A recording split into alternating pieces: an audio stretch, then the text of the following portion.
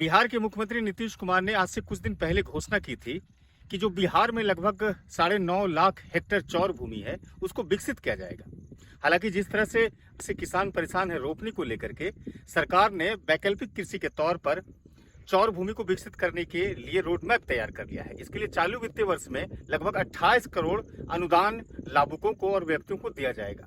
इसकी प्रक्रिया को हम आपको सीधे तौर पर बताने की कोशिश कर रहे हैं कि इसमें कैसे चयन होगा और किस तरह से चयन होगा। दरअसल पहले चरण के लिए बिहार में 16 जिलों को लिया गया है, जिसमें भागलपुर के पड़ोसी जिला पूर्णिया और कटिहार भी शामिल है। 1 हेक्टेयर भूमि में लगभग 4 तालाब बननी है अधिकतम, और कम से कम 1 तालाब बननी है, जिसमें 8,70,000 के करीब उसको अनुदान मिलना है। अब इस अनुदान को भी समझने की कोशिश करिए। अनुदान में अनुसूचित जाति, अनुसूचित जनजाति, अति पिछड़ा को लगभग 70% अनुदान दिया जाएगा, जो कि जिला स्तर पर उसका चयन होगा।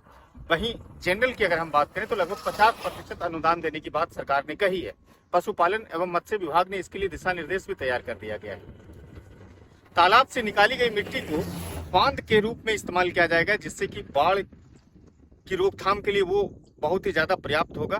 दूसरी चीज है कि अगर तालाब का निर्माण अगर चौर भूमि में किया जाएगा तो इससे भू जलस्तर जो है वो कहीं ना कहीं बेहतर स्थिति में उत्पन्न हो जाएगी, जिससे हमारे बिहार में जल संकट की समस्या उत्पन्न होती है, इससे दूर हो जाएगा।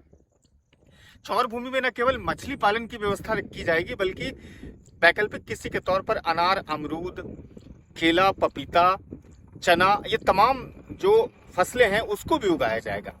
इस तरह से अगर हम बात करें फसलों के रूप में तो ये तमाम जो फसल है वो तैयार होगी। उसके अलावा मछली को लेकर के बिहार आत्मनिर्भर हो जाएगा और बिहार से बड़ी मात्रा में निर्यात किया जाएगा मछली का, तो इससे सरकार को राजस्व मिलेगा। अब सवाल ये है कि पहले चरण में जो 16 जिले शामिल हुए हैं उसमें भागलपुर जिला क्यों नहीं शामिल हुआ। हालांकि पहले चरण में लगभग 600 हेक्टेयर भूमि को अभी विकसित करने की बात हुई है, चौर भूमि को, लेकिन इसमें भागलपुर का कहीं भी नामो निशान नहीं है। और आप तस्वीरों में देख सकते हैं जहां हम खड़े हैं, ये आप चौर के इलाके में खड़े हैं। देख लीजिए, ये चौर है, पूरा चारों साइड चौर ही दिखाई देगा आपको। हम चाहेंगे सम्मानित छायाकार थोड़ा कैमरा को पैन करके दिखाएं और देखिए कि चारों तरफ यहाँ पर चौर ही दिखाई देगा। लेकिन भागलपुर में इस तरह की सुविधाएं अभी आनी शेष रह गई है। सरकार ने पहले 16 जिला में, जिस तरह से पूर्णिया, कटिहार के अलावा मुजफ्फरपुर, पटना, वैशाली और पश्चिमी चंपारण को शामिल किया है।